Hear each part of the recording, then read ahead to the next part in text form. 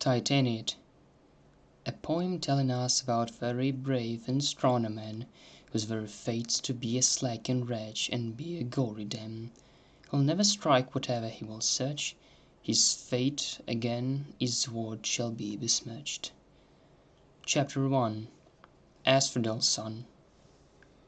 I see the nothingness around, I fear, tremble, weep within, and pray to the divine aloud for them to save my poor skin.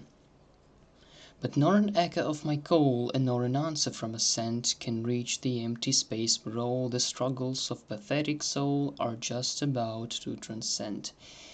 I lift my weak and weary souls, and put them once again into the frozen slopes which harbinger my ups and falls, and which I further shall condemn. So following my weird way, I can observe some other catched, who died, perchance in gory fray that made me transiently stay in murky den of these dispatched.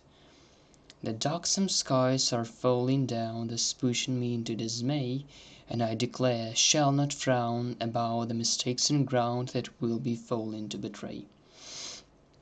In the abominable ghoulish air I start remembering the lessons conducted to me by the Farrier, conducted better, rather steadier than to any other valiant vessels.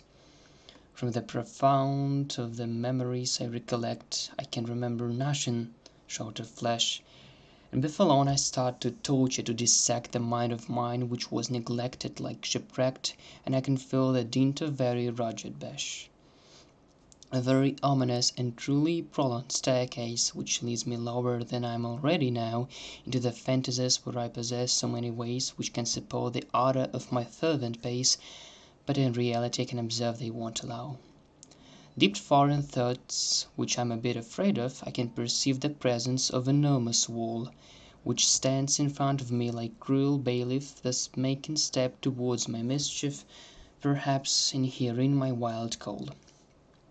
And though I can observe them not, I can get memories of them from father, who did then allot me with his knowledge how he thought just out of this filthy fen.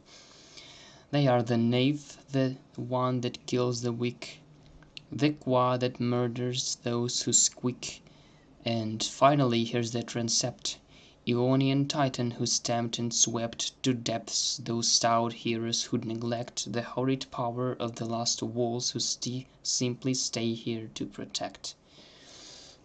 I see some high reliefs of Erebus's tortured souls, among which can discern some sniffs of cruellers who're stuck on reef and are indentured by the scrolls. My numbed and bleeding ragged fingers are trying to be brave enough to grapple these uneven figures, have been so made, so blunt and bluff, they look at me like there's a muff that is to play its dire huff. Then suddenly a bunch of shadows emerges from the holes and shallows in wall that wants to see me in the gallows, and then produces deafening bellows that death is playing with its sallows.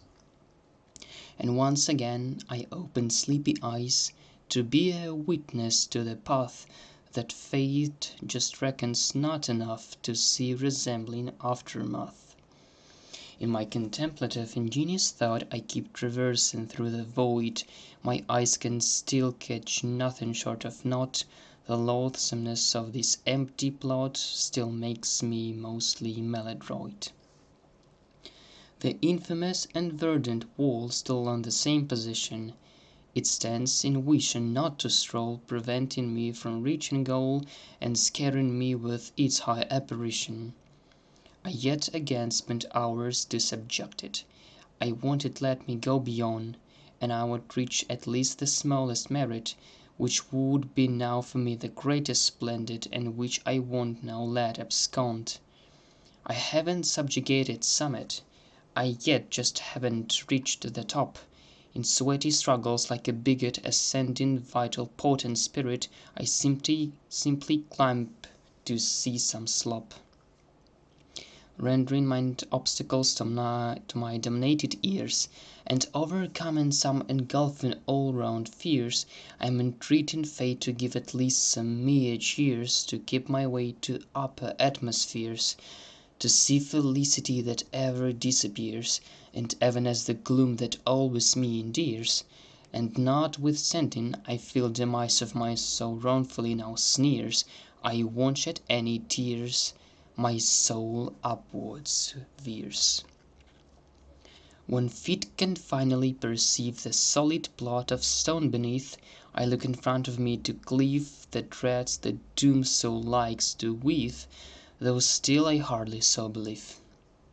The dense and darksome marble faces that look at me in several far paces allegedly incite me to lash my body out, to lose my consciousness and never to be found. And understanding that I possess right now no other suitable approach, I leave my rigid heels no confidence beneath, for which they shall bestow me then a horrible reproach.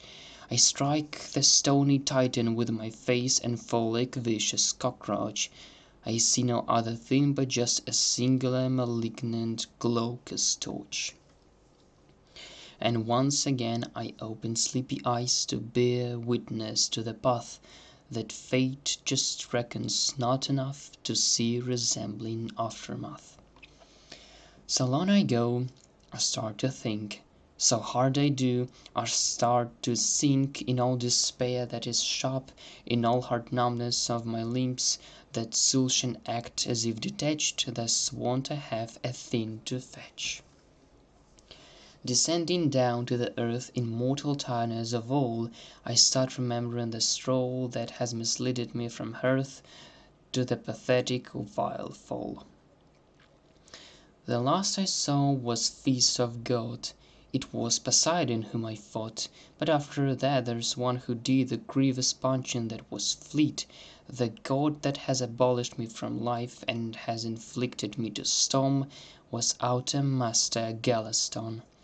Though still remember I cannot why has I gotten and for what, I can remember his last words, which sounded likewise this noise: "I hoped you wouldn't be a kin your father, I wish you hadn't had betrayed us all, but all your oaths had been just blather, and within the prisons disposed and down below you shall cry out rigmarole."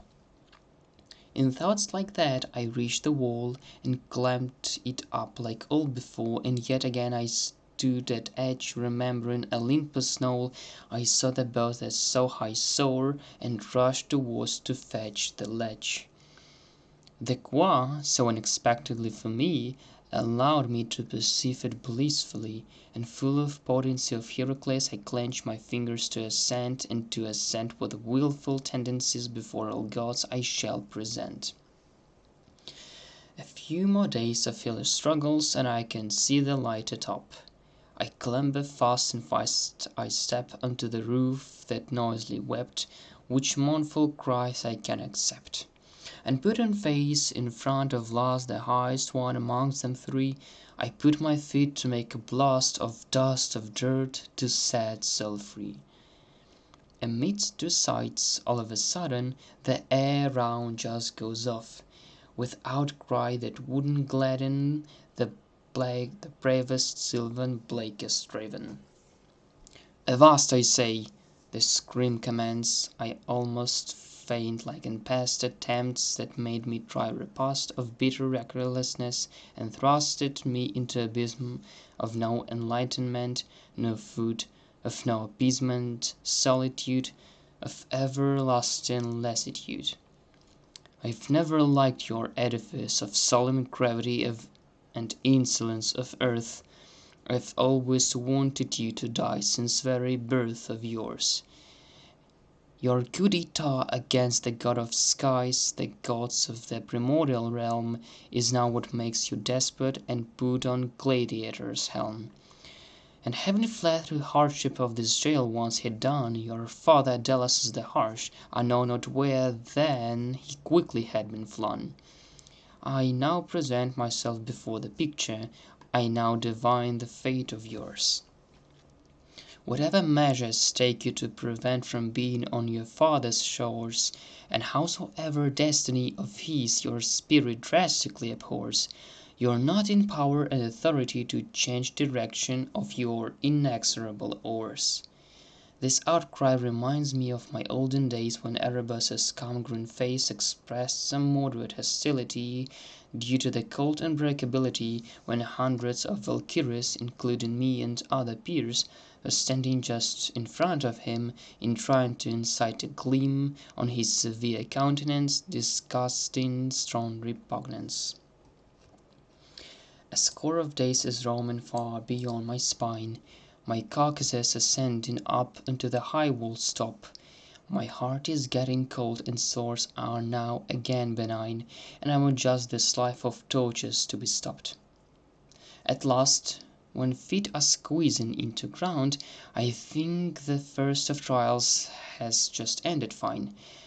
When all at once I yet again see nothingness around, and hear freezing pitch black smoke to wine, when yet again I see the emerald and flame flare to enshrine the memories of horridly harsh voice that I have found on way of mine to hear sweet bird's sound. The last of my precautions to your life would be pronounced only once. Be patient in your rushing wishes to throw in God's your long brass lance. Having observed the life of serfs of mine, I can declare such a matter. My own self can see that way of life of demigods like you could be much better, and although you remember not, perhaps, and you shall not progress, some wretched time it might be suddenly for you to recollect the memories that you subconsciously possess. To any other personage this gloomy smoke is strange, though my entire carriage, engulfed with sharp revenge, is ready to spit out the red-hot body under aegis of the fearless, towards the mournful river in Erebus called Tenebris. Envisaging dark portents, stout with frostbite void, I dip my body deep into the fetid incense and let it make me heavenly decoyed. I realize I stand in fierce smoke-like streams, and make a little wonder how to go beyond. I stretch my hand in front of me to understand how I should pass through dark that so much teems, and to my wonderings it definitely won't respond, and what is worst is that this river won't me strand. In frosty ever-sliding smoke I hold my hand for just a second, and get to there this humming flock has chosen as its only aspect the ringlet form to hide my carcass. These mysteries of airborne strike armor of mine athwart, and when this darksome thicker throne starts tickle me in parallel, I definitely will then ward discretion to forthwith change the board. My arms in constant pain, I try not to descend it back, but when the fail gets so plain, I change it to the counterpart to let the last one kick the slack. In this so painful and wistful boring movement, myself advances forward forth, when once again the air feels displacement, and I can hear a voice's growth above my head and up onto the earth. My seas can see you gather up your powers back again, which seems so brave to me, O petty valiant man. Your father, though being insolent, as everyone likes think, did try the same of deeds, could not I make a blink. To say my very greatest truth, I want to say you this, I wish I'd able be to give you sharks most sharply done of teeth, and make you highly hiss above the ocean waves and feel the water's bliss.